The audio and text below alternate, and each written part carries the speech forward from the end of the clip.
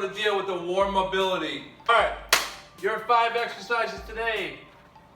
We're doing bench press for our work period. So we need to prepare our upper back and make sure everything is fired up because that's where the magic happens, back here.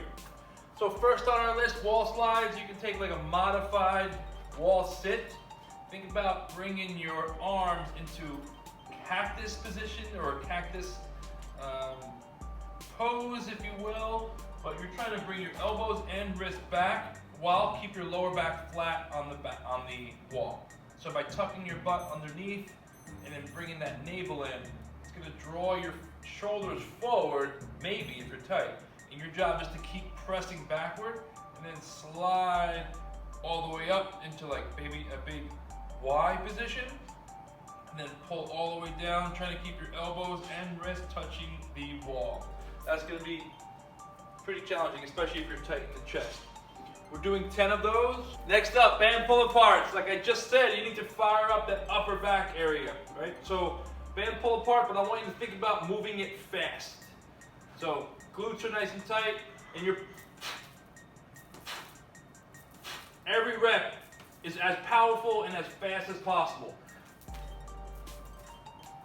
Now I don't want you to go fast on both directions. Control the negative, but every rep should be as forceful as possible. You're doing 10. Next up, plyo-push-up.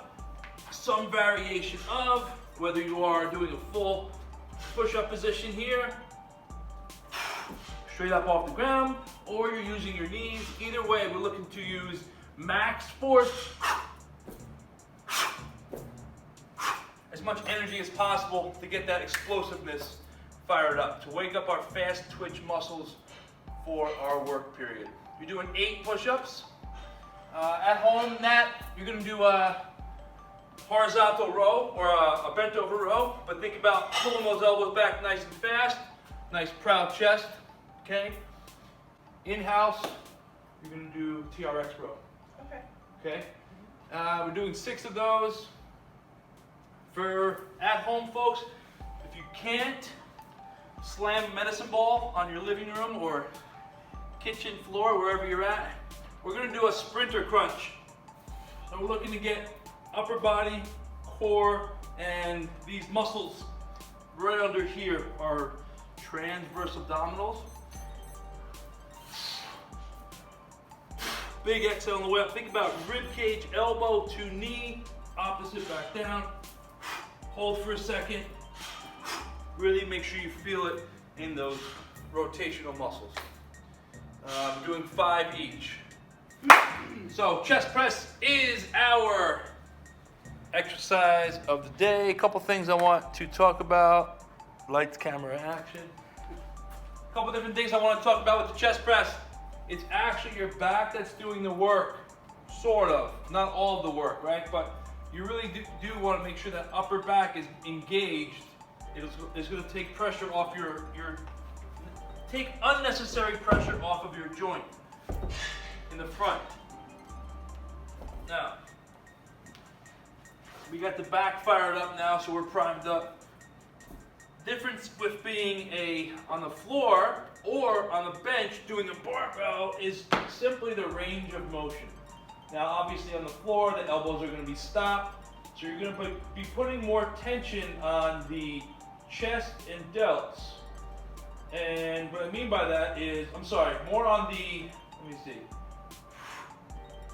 it's equal, right? So you're definitely going to be stopped. It's more of a fast rep because you don't have that retraction all the way down with your shoulder blades. In other words, if the bench was here, I'd be able to drop my elbows a little bit lower and get more range of motion. This is kind of like a pendlay row. This is like the version of a pendlay row for the chest. But you're still pinching your shoulder blades back. Your elbows are still facing down towards your hips. And you're looking to get those dumbbells up, obviously as fast as possible, right? But you don't want to be pressing forward like this too much. I encourage you to kind of rotate your shoulders outward and get that upper back engaged as much as possible. And that's going to be your support system, right? So if you were sitting up this way, rotate out and down. Now your lats are engaged. Now you can use full range of motion for that floor press. But the goal is progressive overload, starting with 12, working your way down to 3. Now your superset is going to be a Superman hold.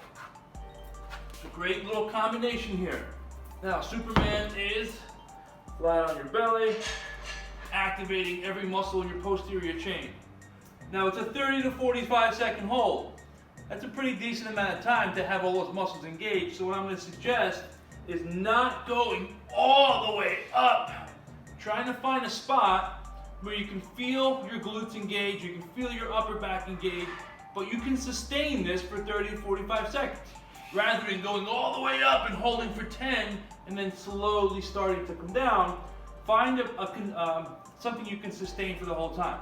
Now, a few things I want you to think about with the Superman is not letting your shoulders rise up into that neck area. Think about pulling your shoulder blades down towards your back pocket, and that's going to help engage the lats, which obviously is going to help support your floor press or your bench press.